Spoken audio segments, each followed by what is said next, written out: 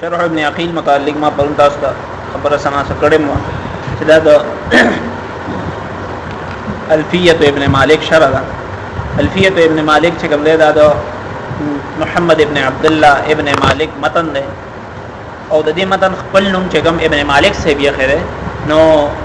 هغه دغه د خلاصه الکافیه الشافیه ده. خلاصه الکافیه الشافیه الکافیه الشافیه دا د مقصود کتابو چې کوم په فن نحو کې د لیکلو او بیا دا غي نه پس چې کوم دی نو دا غي تلخیص اول هغه نظم کو په 2700 اشعار کې او غي لنوم الوافیه کې خدا او بیا دا غي نه پس دا غي تلخیص کو نو غي لنوم کې خدا خلاصه الکافیه الشافیه. خلاصه الکافیه الشافیه نو دا خلاصه ده خدا دې دا الفیه نوم چې مشهور شوه ده نو دا د اشعارو کې سر کې راغلي دي استعين الله فی الفیه نو دا الفیه د وجه چې کوم نو خلکو دا الفیه ابن مالک مشهوره کړي ده او د دې ډیرو خلکو چې کوم نو شروح لیکلو. امام ابن عقیل چې کوم دی دا د حضرت ابن مالک صاحب نه تقریبا 25 سال بعد چې کوم نو هغه پیدا شوه دی. دا پیدا وفات چې کوم دی 671 کې شوه دی او د پیدایش 694 کې شوه دی. او د بیا د ابن مالک صاحب خدای خبره شاګرد نو او د ابن مالک صاحب شاګرد ابو حیان التوحید دغه النحوی دا چې کوم دی صاحب التفسیر چې کوم دی د نوم دی اثیر الدین ابو حیان النحوی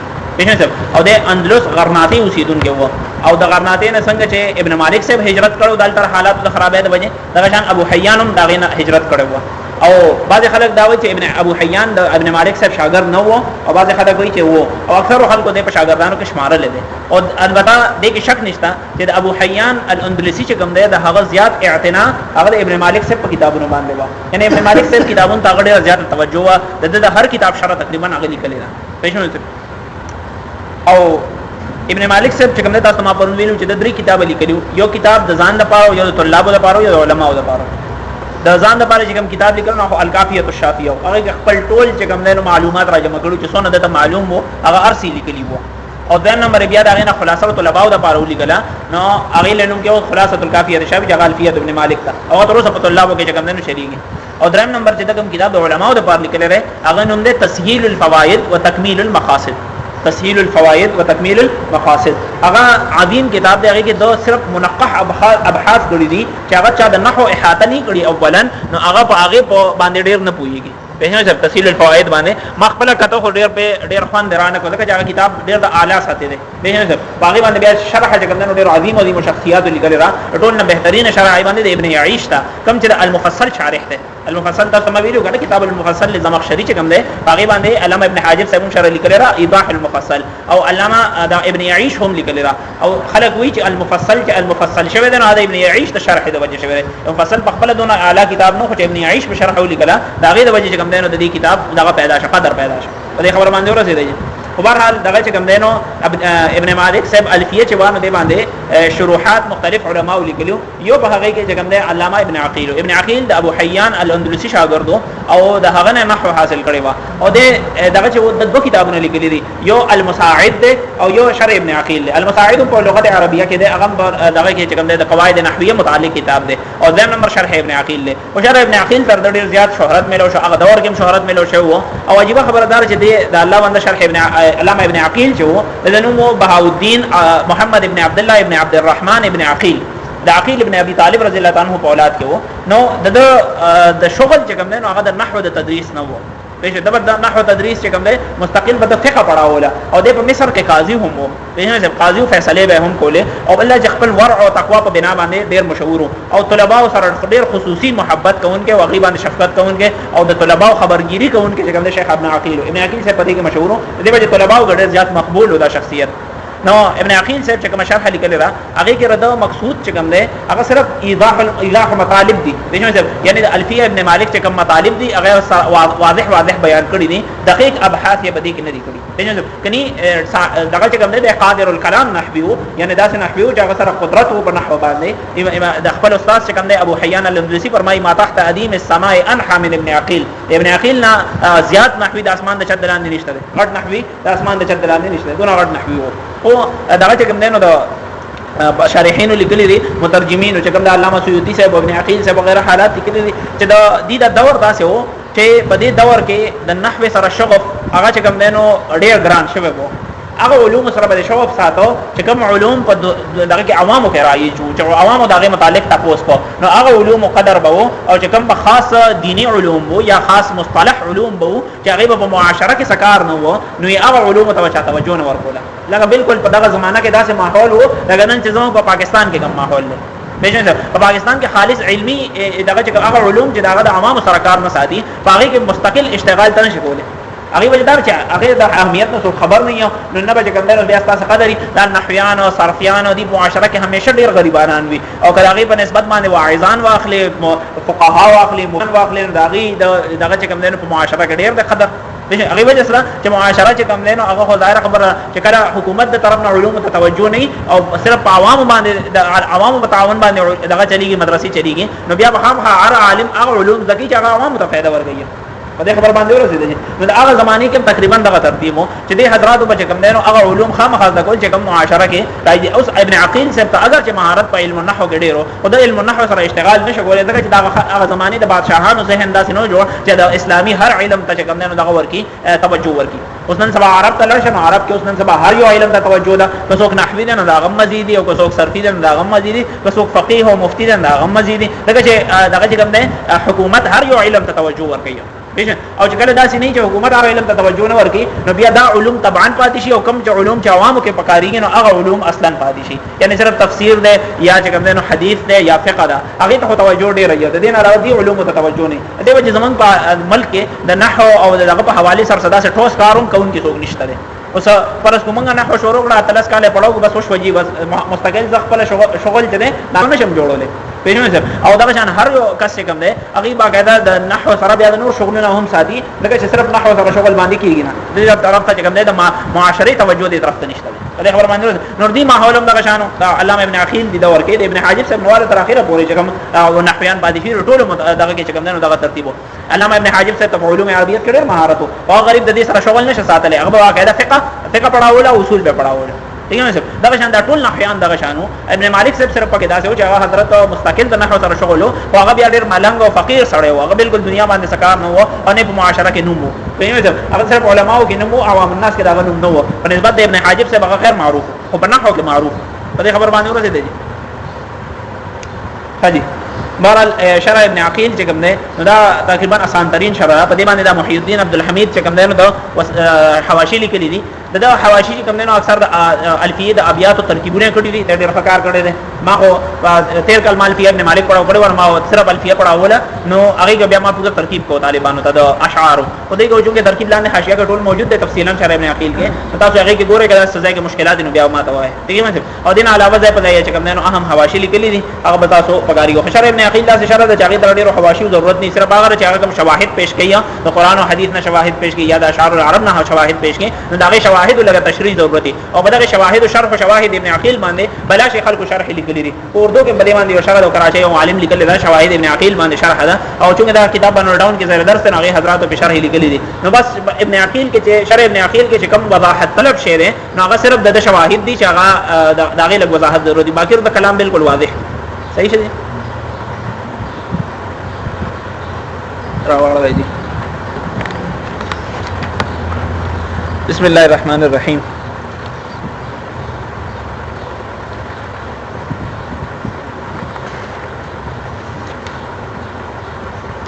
دمنګه درس نظامی مدارسو کې چې کوم دین یو رواج دي چې کتاب شروع کین نو دا دعاوی رب یسر ولا تعسر وتممه بالخير تجوا بك نستعين او یا فتح یا فتح دا دعا چې کوم دین دا منسوس نه ده پېژنه اسې زمنګ مدارس کې بس د دې رواج شوه دي چې د بزرګانو به ویلي نو دا غي په تبع کې چې کوم دینو رواج شوه دي دې وجه چې کوم دینو دا قرآن او حدیث او دا شان دا کې چې کوم دینو هغه نشته د آثارو کې نشته چې دا دعا ویل پکار دي البته بعض علماء لیکلي دي چې د قرآن د آیت چې کوم دی رب يدخلني مدخل صدق واخرجني مخرج صدق دا دعا چې کوم دی د کار د شروع کولو په وخت کې ویل پکار دي نو دا طبعا للمنصوص چې هغه دعا منصوص ده دا غي د وجه چې کوم دینو د کتاب شروع کولو کوم دغه دعا وایم رب يدخلني مدخل صدق واخرجني مخرج صدق واجعل لي من لدنك سلطانا نصيرا او دا ما په خیال کو د دې په نسبت د دې مخکینه دعا په نسبت دا لګ ډیره مزیدار هونده پېښه نو دغه دعا اهتمام کوي هر کتاب ځان نه شروع کوي رب ادخلني مدخل صدق واخرجني مخرج صدق واجعل لي من لدنك سلطانا نصيرا شیخ صاحب مولانا تقی عثماني سے پر نور دعائیں کې دا دعا لیکل را د کتاب بیا د اکاسکار شروع کولو لپاره.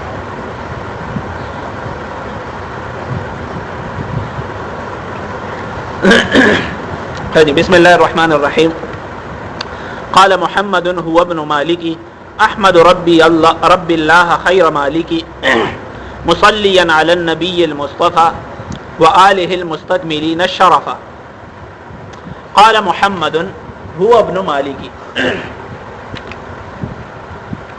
محمد چې کوم دی نو دا د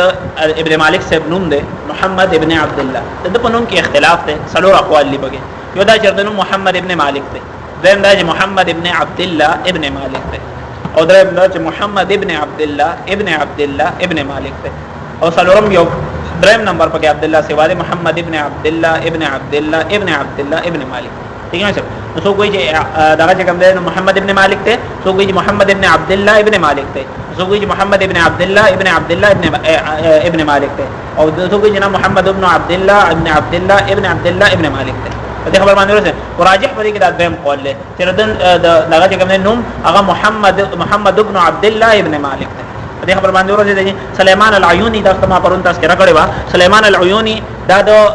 دغه چې کوم دی د الفیه ابن مالک دغه محقق دی، د الفیه ابن مالک د نسخو تحقیق کړی دی، او نن سبا په دنیا کې د ټولو نه بهترین نسخه د الفیه ابن مالک چې کوم نه هغه د سليمان العيوني تحقیق سره ده. سليمان العيوني تحقیق سره واپس دا پاکستان کې چاپ نه ده، پاکستان کې دی الله پاکو کې چې چاپ شي دا نسخه ډېر بهترین نسخه ده. تاسو چې هغه نسخه وینئ د خپل نسخو نه مو ضرورت ورشي، دونه خپل چاپ کړی ده، دونه مهنت یې وکړی ده چې د حد نه سیوا. او دا غي لیکل دا نن سبا خلک کمپیوټر باندې لیکل کی، هغه په غوتو باندې لیکلي، او دونه بهترین لیکل ده چې باندې وایي چې بس کټه مې وته په هیڅ ځای مزیدار ده. نو سليمان العيوني چې کوم دی په دې باندې تقریبا 66 صفحې دا مقدمه را الفیه ابن مالک باندې، او دا غي متعلق د الفیه متعلق او دا غي مصنف متعلق معلومات دي، هغه پس بیا چې کوم دی نو دا متن شروع کیږي.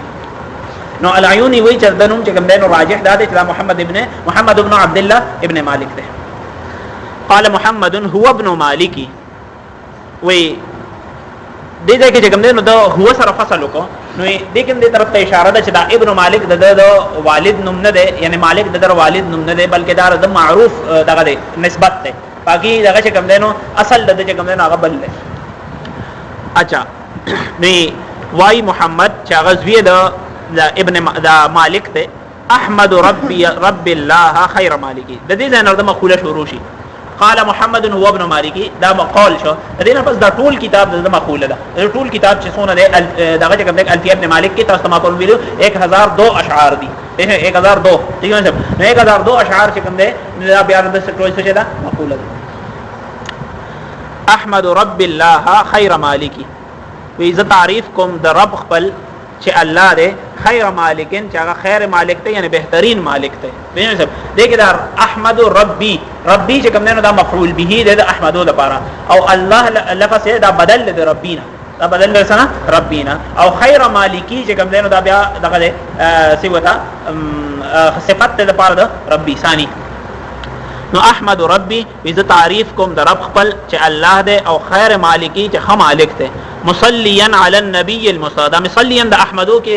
ضمیر چې کوم دی هوا دا غینه حال له، یعنی په دې حال کې چې درود لګون کې ما علی النبي هغه نبی باندې المصطفى چې هغه منتخب کړی شوی دی. اصطفى يصطفي استفاء منتخب کول غوړه کول. نو اذا درود لګون کې ما هغه نبی باندې چې هغه غوړه کړی شوی دی، منتخب کړی شوی دی. و آله او هغه په آل باندې المستكملين الشرف چې هغه طلب کون کی دي د کمال شرف، طلب کون کی دي د کمال شرف، یعنی نفس شرف واغی ته حاصل له، نفس شرف واغی ته څه ده حاصل له، د دې مزید مهنت د سره پاره ده د کمال شرف ته پاره ده. ٹھیک ہے دا یو معنا شو ده. دا معنا دارا چې د المستكملین کې دا سین او تا دا الف او سین چې کوم ده طلب د پاره نه دي، استفعال له باب استفعال نه، باب استفعال کې سین تا چې کوم ده دا طلب د پاره وي دې کې ناغړم به معنا تاسو ما وکړه چې طلب کون کی دي د کمال شرف. او یاد چې دغه چې کوم د معنی د طلب نه باب استفعال خالی کړي شي، دا په معنی د کاملین سره راشي. ٹھیک ہے سر. الکاملین الشرفا چې کامل شرف والدی، پښنه د کامل شرف والدی. او دریم نمبر چې کوم دینو بعد علماء د دې دغه کړه د شرفا کې چې کوم دینو سی وته تلفظ دا څه کړي چې دا لفظ شرفا دی، شرفا نه دی پښنه، یعنی مصدر نه لري بلکې دا اسم دا جمع ده د شریفون چې هغه شرفا او راضی سره دي شرفا. په دې کې چې کوم دینو ممدود یې مکسور کړی دی هغه الف حمزه ممدوده څه کړی دا مکسوره کړی دا شرفا او په ځای څه ویل دي شرفا ویل دي دا څه کړی دي ٹھیک ہے المستكملین الشرفاء ٹھیک ہے الشرفاء الشرفاء چې کوم دنو د الیه د لپاره صفت ثانیه شي الیه موصوف ته المستكملین یا صفت اوله شو او الشرفاء صفت ثانیه شو او د مخکینی اعتبار سره به ترکیب داسې چې المستكملین به صفت شي او الشرفاء مفعول به شي د صفت لپاره یعنی د مستكملین لپاره به شي مفعول به شي خبر باندې ورسې دی وآله المستكملین او آل درود دی او سلام دی درود دی په آل د نبی علیہ السلام باندې المستكملین الشرفا چې هغه طلب کون کی دی د کمال شرف یا هغه چې هغه کمال شرف والدی یا هغه چې هغه مستكملین دی طلب کون کی دی د کمال پټول فضائل کې ٹھیک ہے صاحب یعنی المستكملین فی جميع الفضائل الشرفاء هغه چې شریفان دي د مستكملین لپاره په دې صورت کې بیا مفعول جدا راوباسو صحیح شو حجی واستعين الله في الفيه مقاصد النحو بها محويه و استعان يستعين استعانه اذا مدد غواړم د الله پاک نه فی الفیه فی اتمام الفیه ٹھیک ہے په پورا کول د دې الفیه کې مقاصد النحو بها محويه مقاصد النحو یعنی النحو ٹھیک ہے مضامین نحو مراد دی او محویه ای مجموعه حوا یحوی حیا جمع کول ٹھیک ہے نو محویه بها ای فیها مجموعه فیها چې مقاصد د نحو په دې کې جمع کړی شوی دي مقاصد د نحو په دې کې څه کړی شوی جمع کړی شوی دي وتقرب الاقصى بلفظ موجز وتبسط البذل بوعد منجز تقرب الاقصى قرب يقرب تقريبا رانیز دی کول الاقصى الابعد اقصى بمعنى ده ابعد معنی الاقصى بمعنى الابعد او ده ابعد نه دلته کې مراد معانی ابعد دي تقرب الاقصى اي تقرب المعنى الاقصى تقرب المعنى الاقصى چې هغه معنی را نږدې کوي چې هغه د افهامونه لري وي هغه افهامونه لري وي ستې را نږدې کوي الى الافهام نو تقرب المعنى الاقصى من الافهام الى الافهام را نږدې کی معنی اقصاد افهام نو څه طرف ته افهام طرف ته بلفظ موجز پدا سے لفظ سره چې هغه مختصر ده لفظ موجز موصوف صفتی اوجز یوجز ایجازا مختصر کول او اوجز دغه موجز چې کوم صيغه اسم مفعول مختصر کړي شوی ٹھیک ہے نو بلفظ موجز پدا سے لفظ سره چې هغه مختصر ده وتبسط البذل بوعد منجز بسطا يبسط خرول ته ویل شي البذل عطاء ته ویل شي اختیار دغه چې کوم خلق باندې سخاوت کول وتبسط البذل هغه خوروي خپل عطاګانې خوروي خپل عطاګانې بوعد منجز پدا سے وعده سره چې هغه پورا کړی شوی دا انجز ينجز انجازا وعده پورا کول ٹھیک ہے دغه چې کوم مقامات کې بویلی انجز الحر ما وعد انجز الحر ما وعد وی دغه چې کوم شریف سره د وعده وکړي نه پورا کوي بهنه انجز وعد منجز ای وعده پورا کړی شوی دغه چې کوم وعدا موفن ایفا کړی شوی ٹھیک ہے نو مطلب دې دا دی چې الفیه کې کوم ځم وعده وکړي شي نو هغه بیا خپل هغه دغه کوم وعده په هغه سات باندې پورا کوي چې وایي چې بای دا اعراب دغه کوم دوست الکلمه والکلام متعلق ابحاث بیانوم نو د الکلمه والکلام متعلق چې څونه ابحاث یا بټول چې کوم نه کوي بیان یې نو تبسط البذل فرید خپل عطا لرا بوعد پدا سے وعده سره منجزن چې هغه پورا کړی شوی دا وتقتضي رضا بغیر سخطی فائقه الفیه ابن معطی تقتضي اي تطلب ٹھیک ہے رضا دا طلب کوي رضا د طالب علم رضا د طالب علم بغیر سخطی اي غیر مخلوط بسخطی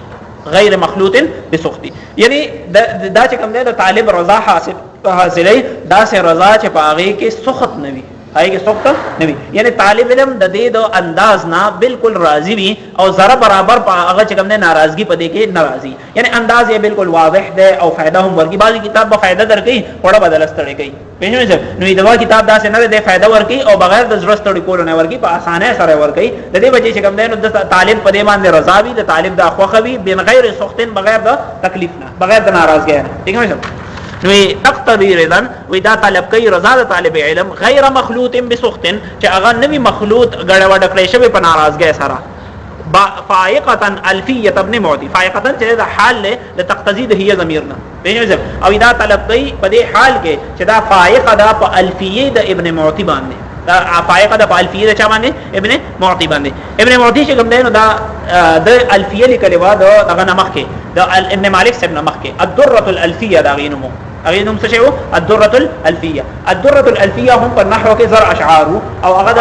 ابن مالک صاحب نمخ کې کوم دی نو رایجو او هغه بلا شیخ خلکو چې کوم دی نو شروحات لیکلي دي او ابن معطی صاحب دا شرح چې کوم دی نو دا بالکل غیر معروف دا الفیه چې کوم دی دا غیر معروف ده بلکې د علماء لیکلي دي چې کچره د الفیه ابن معطی تذکرہ ابن مالک نه وکړي نو په دنیا کې بچا دانو پیژندل پېښه مې ظاهر خبره چې علامه ابن مالک سے الفیه ابن مالک کې نوم واغسته نو ټول خلکو ته پته ولګي چې دا چې کوم دی ابن معطی سوګو او دا الفیه وا او هغه په نحو کې الفیه لیکلي وا کني الله پاک دې ته دونه مقبولیت ورکړي چې هغه بالکل نسیه منسیه شوی ده پېښه چلشتره پېښه مې شروحات یې ملاوي وتقتضي رضا بغیر صحتی فائقه الفیه ابن معطی او ابن معطی صاحب چې د ابن مالک صاحب نه الګ ونده کې مخکې ډیر شو 565 د پیدایش یعنی د ابن حاجب صاحب نه 15 کال مخکې پیدا شو ابن حاجب سے 570 پیدایش ده او د 565 پیدایش او دا هغه دغه چې کوم د ابن مالک صاحب غالبا چې بیا په دغه کې په 546 645 645 کې بیا وفات شو ابن معطی صاحب او د دې چې کوم د اصل کې د افریقي اوسیدونکو وو پېښنه صاحب د نوم یحیی ابن معطی ابن عبد النور دیکھا یحیی ابن معطی ابن عبد النور دغه بل صفه باندې چې کوم د محی الدین عبد الحمید دغه لیکل ده دا تاسو ګوره صفه 12 باندې راشه جناب تنبیه 2 نمبر لاندې راشه تنبیه لیکل ابن معطی هو الشيخ زين الدين ابو الحسين يحيى ابن عبد المعطي ابن عبد النور الزواوي نسبة إلى زواوة وهي قبيلة كبيرة كانت تسكن بجاية من أعمال إفريقيا الشمالية الفقيه الحنفي ديش كم دينه فقيه حنفي ولد في 564 وأقرأ العربية مدة بمصر ودمشق وروى عن القاسم بن عساكر وغيره وهو أجل تلامذة الجزولي فدې لفظ باندې ورته تشریح وکما اجل تلامذة الجزولي دغه چې کوم نه په مغرب کې دا ابن مالک سره نمخ کې کوم نحوی مشهور شوی و نو دا غنمو شیخ الجزولی او هغه کتاب لیکلو المقدمه الجزوليه او دغه نمخ کې تاسو ګوره د ابن حاجب سے په طرز کې د منطق دغه خلط ده پېښه دغه اصل ماخذ دا سره یو پېښه دغه چې المقدمه الجزوليه چې دغه لیکلی و هغه په منطقي انداز باندې و د قواعد النحو په منطقي انداز سره د اثبات کوشش کړو نور دی وجه د وجه په ټول دغه کې کوم نه نحوی معاشره کې منطقي استدلال چې کوم نه هغه راځي شو د مقدمه الجزوليه د دینه مخکې علماء او بویله په دغه سره التزام سره کتابي سی بوي سره مقدمه الجزوليه خلق ویلا خو بیا د ابن مالک صاحب نه پس دغه انداز بالکل ختم شو د منطقي طرز چې کوم نه دا بالکل دغه شو فنا شو بهمه ده کني د المقدمه الجزوليه چې کوم ده دار دي طرز یو غټ دغه پہچان وو بلکې د دې په تاریخ النحو کې تاسو تذکرہ وکم چې په نحو کې چې کوم ده د کوم خلکو د وجه غټ انقلابات راغلي دي پاره کې یو شیخ جزولی هم ده او د سپین اوسیدونکو مغرب اوسیدونکو اچھا جناب شاده راشي وتقتضي رضا بغیر سخطي او طلب کیدا الفیه رضا د طالب علم چې هغه نوی مخلوط په ناراضګۍ سره فائقه الفیه ابن معطی په دې حال کې چې دا الفیه فائقه دا فوقیت لرون کې دا الفیه ابن معطی په الفیه د ابن معطی باندې خو بیا ابن معطی صاحب چې کوم دینو ابن مالک صاحب وی چې دا په دعوه شو چې زما کتاب خته او هغه کتاب چې کوم دینو هغه سره خنه ده حضرت وی چې نه داغه تقدم او داغه مخکې کوششونه هغه داغه احترام په خپل ځای ده زه داغه احترام کوم چې هغه د مانه چې کوم نه په فن کې مقدم ده او هغه دې طرف ته سوچ تل چې دا یو جامع کتاب ولیکي پېښه صاحب او الفضل للمتقدم دې کنه څه چې ده فلو قبل ما بكاها بكيت سبابه بسعده شفيت النفس قبل التندم ولكن بكت قبلي فهي جليل بكاء فقلت فهي جليل بكاء بكاها فقلت الفضل للمتقدم پېښه صاحب مقامات کې چاویل نه هغه کېشته او چې چانی ویل نو بیا دې یاد کی وهو بسبق حائز تفضيلا مستوجب ثناء الجميله وی ابن معطی صاحب چې کوم ده حائز تفضيلا بسبق حاز يحوز حوزا جمع کول ته ویل شي پېښه ده من خو یونیورسيټي ته کوم ده جامعه وایو پېښه ده او شیعاګان چې کوم ده یونیورسيټي ته حوزه وایي حوزه علميه پېښه ده هغه دغه چې کوم ده حوزه علميه بقوم او فنا دغه جامعه په ځای لفظ حوزه استعماليه پېښه ده یو معنی تقریبا وهو بسبق حائز تفضيلا واغا جمع کون کې ده فضیلت لرا بسبق د وجه د مخکیوالینا چې هغه ما باندې سابق ده نو د دې وجه چې کوم ده هغه دغه څه فضیلت ورته حاصل ده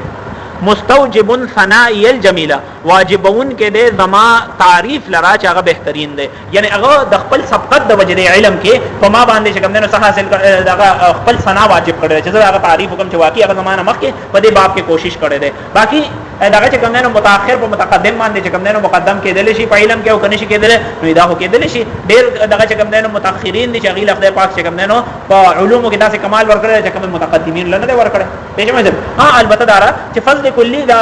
متقدمین ته حاصل له داسې کېدل شي چې بعضی جزئیات د متقدمین د نظر نه دغه وی پټوي او هغه متأخر ظاهر کی خدای دې دا مطلب نه وي چې دغه چې کوم دنو خامخا هغه سره د علوم سی واجی علامه ابن رجب الحنبلی او رساله لیکره فضل علم السلف على الخلف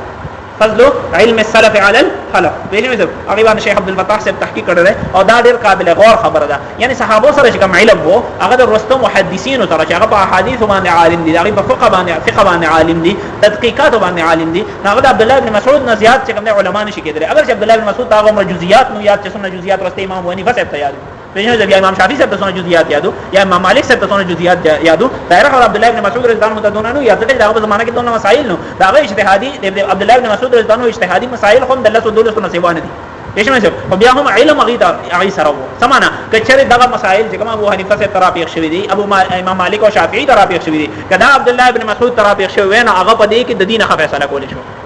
دا عبد الله بن مسعود رضی الله عنه د عالم کې دا مطلب دی یعنی په کمیت کې د دې علم اگر چې سیوانو د صحابه او په کیفیت کې چې کوم نه هغه سو کمیت کې درستانو علم سیوا دی نه نه چې څونه خلق دي او اعتبار فصل لري کم نه لري بلکې سره اف لري دې مطلب کم چې کوم نه ما سره خان صدر سے به په دې باندې تقریر کو حضرت وی چې ګور اعتبار چې کوم نه هغه سره کیف لري کم نه لري وی اوس کا کم لري اعتبار وی نه حضرت وی ما زچ بالغ شوم ما 65 سال شو هغه ټیم کې د دوره تفسیر پڑھاوه بشه وی دې چې بالغ شوم ما 65 سال شو هغه ټیم عمر تقریبا 80 سال قریب پېژنئ ما او الحمدلله زما د بلوغت نه بعد تر اوسه پورې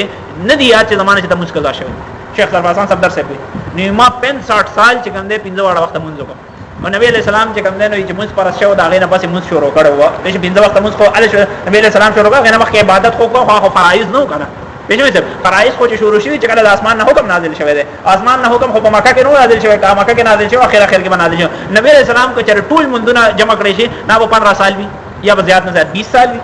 پېژنئ نو ځکه چې ټول زمانه نبوت چې کوم نه 23 سال له نو پر اوس کو 23 سال نبی علیہ السلام کمیت کې څوک سیوا شو امتی سیوا شو پر هغه باندې په نبی باندې خو اعتبار هو کم لنه کیف لره دې خبر باندې ورسېده اچھا جناب والله يقضي بهبات وافره لي وله في درجات الاخره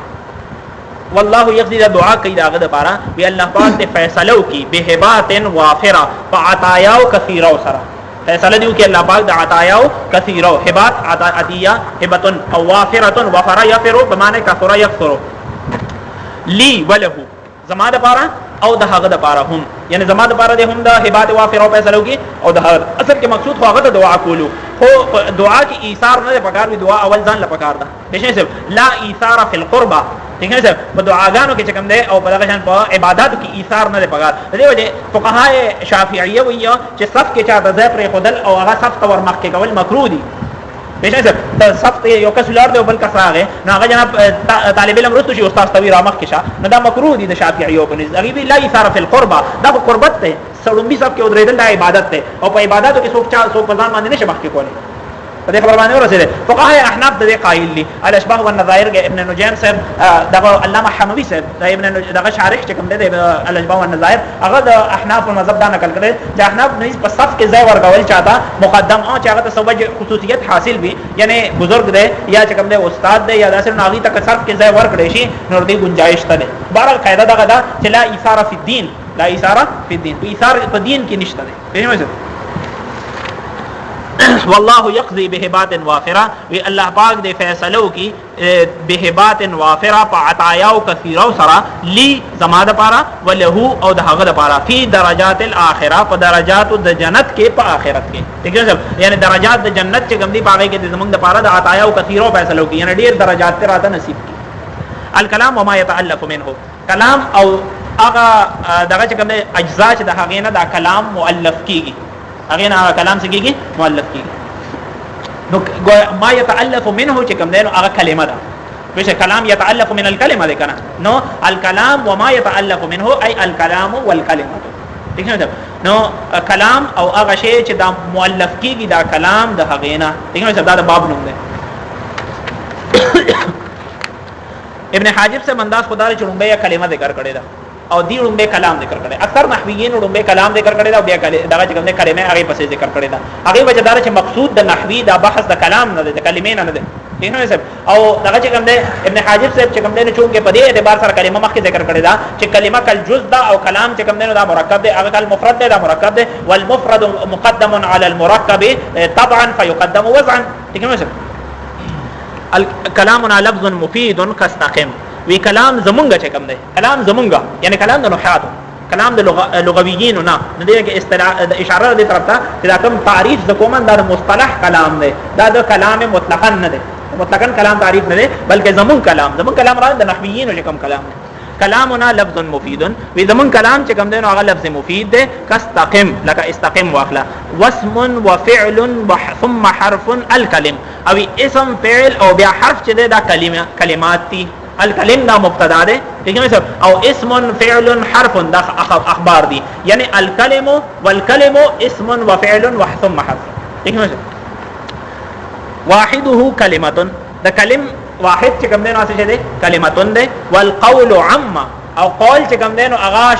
دغه عام ده قول چې کوم دی څه ده عام ده یعنی هغه کلم ته هم شامل ده او کلام ته هم شامل ده کلم ته هم څه ده شامل ده او کلام ده د چې وایم چې بھائی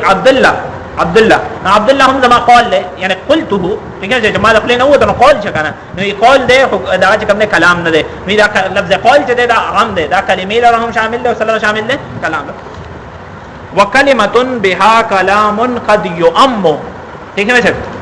شعر ته يؤم ویل شي تخفیف سره او اصل کې دا لفظ چې کوم ده نو تشدید سره ده يؤم اي يقصد اما يؤم بمعنى قصد يقصد ٹھیک ہے وکلمه بها کلام قد يؤم او کلمه چې کوم ده بها پدې کلمې سره کلام د کلام قد يؤم کله کله قصد کول شي یعنی کله کله د کلمتون اطلاق په کلامون باندې هم کې کول شي لکه خلک وایي چې لا اله الا الله کلمه اخلاص یا کلمه طیبه څه کلام طیب ده دغه لا اله الا الله کلمه نه او کلام ده کنه ٹھیک ہے یا دغه شان انها کلمه هو قائلها قران پاک الله پاک نه چې دغه بوي جهنميان وایي چې رب ارجعون لعلي اعمل صالحا فيما تركت ٹھیک ہے چې زبا عمل کوم نو دا رب ارجعون لعلي اعمل صالحا دا کلمه ده کلام ده نو الله پاک وی چې کلا انها کلمه هو قائلها ومن ورائهم برزخ نو الله پاک دې کلمه ویلا نو ځکه الفی دغه چې کوم ابن مالک سے فرمایي چې کلمه بها کلام قد يؤم کله کله کلمه د کلام په ځای هم سکیږي استعمالي فدي ول د حضرت کلام ته ګوره وی الکلام المصطلح عليه عند النحات ګوره کلامنا لفظ مفاد یا بیان کو چې ګوره کلامنا لفظ دویل دا غنه دغه مراد ده چې کلام المصطلح عليه عند النحات عباره عن اللفظ المفيد فائده يحسن السكوت عليه چې هغه لفظ چې هغه فائدہ ورکي دا څه فائدہ چې باغې باندې سکوت چې کوم نه غسبي حسن بي فاللفظ جنس يشمل الكلام اوس د تعریف ته وګوره دغه اللفظ اول دویلا نو دا اللفظ جنس ده يشمل الكلام والكلمه والكلم ٹھیک ہے الکلمہ او کلم دا ډول یو شی دی خو کلم په کثیر باندې دلالت کوي کلمه واحده وي ٹھیک ہے یعنی کلمه یو ته ویل شي او کلم چې کوم دی هغه مجموعي ته ویل شي چې هغه درې وي تقریبا ٹھیک ہے نو و دا درې وړو لپاره شامل دي لفظون چې کوم دی کلام لرا کلمتون لرا او کلم درې وړو لپاره شامل دي ويشمل المهمل او مهمل لرا هم شامل دي کدایز والمستعمل او مستعمل لرا هم شامل دي کعمر ٹھیک ہے نو لفظ مستعمل یعنی لفظ موضوع مستعمل بمعنى موضوع نو مهمل او موضوع ورته شامل لفظون ده کنه لفظون کې ټول موضوع مهمل ټول شامل دي ومفيد اخرج المهمل اللفظ المفيد الدبر كاد لګول کنه اللفظ المفيد نو دې مهمل وته وفائده يحسن السكوت عليه اخرج الكلمه ٹھیک ہے دغه په دې باندې سکوت چې کوم نه غنوي حسن نبی وبعض الكلم او بعض کلمه هم مباسله کلمه او بعض کلمه هم مباسل اوس بعض کلم هغه چې هغه باندې سکوت صحیح نوي لکه ان قام زید اوس کلم خودي ان دام یو کلمه ده قام یو کلمه ده زید یو کلمه درې واړه کلمې شوي کنه درې کلمې چې راشن پایان د کلمه اطلاق کیږي اوس کلمه اطلاق په ان قام زید باندې کیږي خودي باندې دا فائدہ مفید خو نه ده دا چې ورپسې جزاء چې کوم نه نشته ده صرف شرط ده او شرط خو لا يحسن السكوت عليه ده نو بعض کلم یو باصل وهو ما تركب من 3 كلمات فاكثر ولم يحسن السكوت عليه نحو ان قام زيد ولا يتركب الكلام الا من اسمين نحو زيد قائم او من فعل واسم كقام زيد وكقول المصنف استقم فانه كلام مركب من فعل امر وفاعل مستتر. دیکھیں فاعل مستتر موجود ہے. والتقدير استقم انت فاستغنى بالمثال عن ان يقول ودمخ کې کوم نو دغه ذکر کړه قید ذکر نه کړه صرف دا وی چې لفظ مفید اوس لفظ مفید پس دا ویل پکارو چې فائدة يحسن السكوت عليه اوس دا فائدة يحسن السكوت عليه الفاظ دونه ویلا وی هغه په ځای مثال ذکر کو چې بای مفید وی خدا سي مفید دا سي مفید کوم وی چې فائدة يحسن السكوت عليه نو د دې قید په ځای د مثال ذکر کو د دې مثال د ذکر کولو د وجه د دغه قید د ذکر کولو نه مستغنی شو. ولا يتركه من كلام الا من اسمين نحو زيد قائم من فعل واسم كقام زيد وكقول المصنف استقم فانه كلام مركب من فعل امر وفاعل مستتر والتقدير استقم انت فاستغنى بالمثال عن ان يقول فائدة يحسن السكوت عليها فكأنه قال الكلام هو اللفظ المفيد فائدة كفائدة استقم. چې کلام چې کوم دی هغه لفظ تویل شي چې فائدہ ورکی دا سه فائدہ چې کومه فائدہ استقم ورکی دا سه فائدہ چې کومه فائدہ استقم ورکی یعنی دا سه فائدہ چې باغې باندې سکوت حسن وي. دغه مطلب دا د عبارت دا مطلب شو. وانما قال المصنف كلامنا ليعلم ان التعريف انما هو للكلام في اصطلاح النحويين لا في اصطلاح اللغويين وهو في اللغه اسم لكل ما يتكلم به. ګوره لغت کې هو هر هغه چې باندې سره تکلم وکړي چې کلام ویل شي پیژنې څه دز وې دز دا په لغت کې کلام نه په لغت کې هم کلام دی. د دې وجه د ویل چې کلامنا دلته چې کوم تعریف هم د نحات په نسبت کوم اچھا مفیدا کان او غیر مفید والکلم اسم جنس دا کلم چې کوم دینو داسې چې د اسم جنس ته واحده کلمه د دې واحد سره راځي کلمتون راځي وهي اسم اما اسم دا اسم جنس چې کوم دینو دا په دغه اسم باندې لاندې محی الدین عبد الحمید لیکلی دي بس هغه دا وګوره چې اسم جنس على نوعين احدهما يقال له اسم جنس جمعي دیکھئ صاحب یو اسم جنس د جمعي والثاني يقال له اسم جنس افرادي دیکھئ صاحب اسم جنس افرادي ده فاما اسم الجنس الجمعي باسم الجنس الجمعي چې کوم دی فهو ما يدل على اكثر من اثنين ويفرق بينه وبين واحد بالتاء. باسم جنس جمعي اړه ته ویل شي چې هغه دلالت په یو نه په زیات باندې کی اکثر من دو نه په زیات باندې کی یعنی اکثر من اثنين باندې دلالت کی خو د دې او د دې د مفرد په میانس کې فرق چې کوم دی هغه په تا سره کیږي د دې او د دې مفرد په میانس کې فرق چې کوم دی سره کیږي تا سره کیږي لکه بقرن او بقرتون ده بقرن چې کوم دی په ډیرو باندې دلالت کی بقرتون په واحد باندې دلالت کوي دیکھئ څه او دا شان دغه چې کوم دی تمرن تمرتون ده نخیل و نخلتون ده دیکھئ څه نو نخیل چې دا ډیرو ته ویل شي او نخلتون چې کوم دی هغه ته ویل شي واحد ته ویل شي نو اس دا د اوس موږ سوایو اسم جنس جمعي به وتوایو اسم جنس جمعي به اسم جنس افرادي کومي اسم جنس افرادي هغه وی چې پاغه کې واحد او کثیر چې کوم دی هغه یو برابر وي واحد او کثیر سوي یو لکه الماء په قطره واحده باندې دلالت کوي او په پوره بحر باندې دلالت کوي واحد او کندر دې دلالت بالکل سوي یو شان مینو هغه ته چې کوم دی نو شي اسم جنس افرادي ویل شي لکه ما والا ذهب والا خل والا زيت والا ٹھیک ہے مطلب اوس دې ته لږ سوچ وکړه دا دغه ویل چې بھائی اسم جنس جمعي ته ویل شي چې فرق پتا سره کیږي اوس دا فرق چې پتا سره کیږي نو دا تا کله په مفرد کې راځي او کله په جمع کې راځي کله په څه کې راځي په مفرد کې او اکثر دا تا په څه کې راځي مفرد کې راځي لکه کلمتون او کلم واخلا کلمتون او کلم واخلا البته کله چې کوم دینو په جمع کې تا راشي او مفرد بغیر تا راشي لکه کم ان و کم اتن واخلا کماتون چې کوم دی دا خریړې نه خریړې دي خلک په خيو او د باران نه پس راخیږي کماتون دغه د اردو کې تکبي وایي پیژنې څه پیژنې کنه پیژنې خریړې چې د عربی کې کماتون ویل شي نو کماتون د جمع او کمون یا مفرد دی کماتون یې یعنی مقرون بالتا جمع او مجرد عن التا چې کوم دی دا څه مفرد دی خدا بالکل قلیل او شاذ دی اکثر دا څه دی چې مقرون بالتا چې ویني دا مفرد وي او مجرد عن التا چې ویني دا څه جمع وي اسم جنس جمعي وي په خبره باندې ورسېده بل خبره دا چې دا مقرون بالتا دا چې کوم دی دا فرق بالتا چې راځي په مفرد او په جمع کې دا اکثر چې کوم دی نو په مخلوقاتو کې دی په مصنوعاتو کې نشته دی ٹھیک ہے لکه بقرون او بقرتون دا مخلوقاتونه او مصنوعات ایته چې انسان جوړي او مخلوقات ایته خدای پاک پیدا کړی ٹھیک ہے نو بقرون و بقرتون تمرون و تمرتون نخلون و نخلتون دا ټول څه مخلوقات دي او البته بعض شجرون شجرتون واخلا ټول مخلوقات دي کنه کله کله په مصنوعاتو کې مرادي او په مصنوعاتو کې شاذ ده لکه لبن و لبنون خخت چي وي خخت انسان جوړي کنه لبنن ولا بنتن دې په مینس کې فرق چې کوم دی بتا دی خدا هم د شذوذ نه دی اکثر دا فرق پس کېږي په مخلوقاتو کې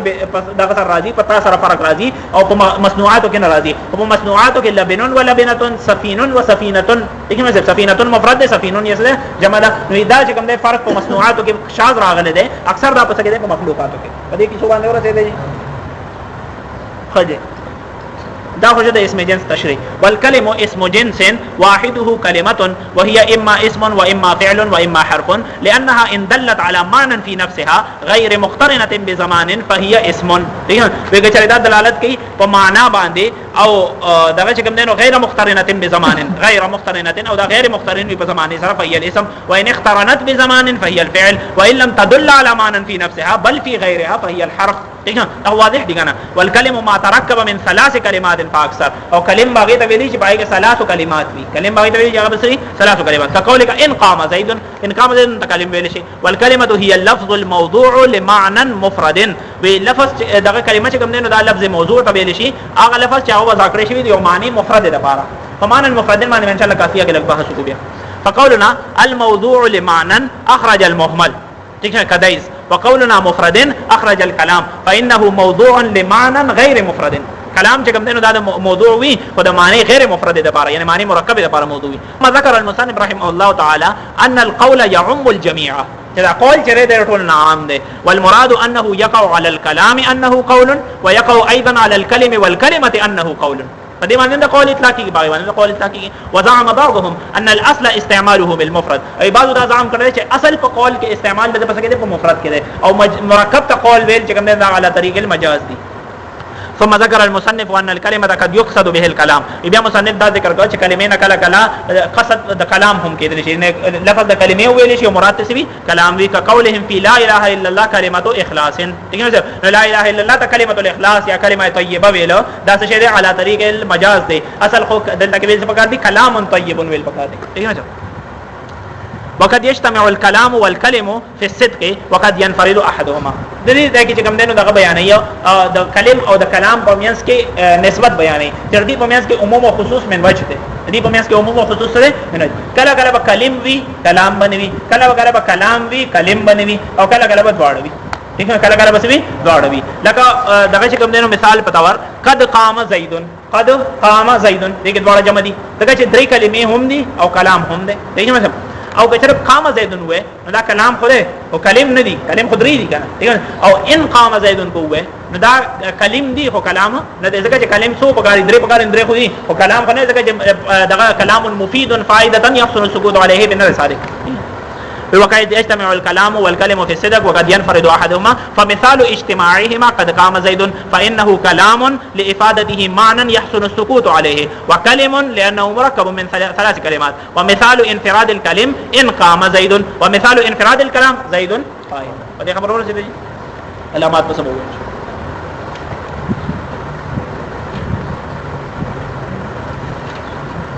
نو بجې بیا کافي وایي تاسو له مشتان نه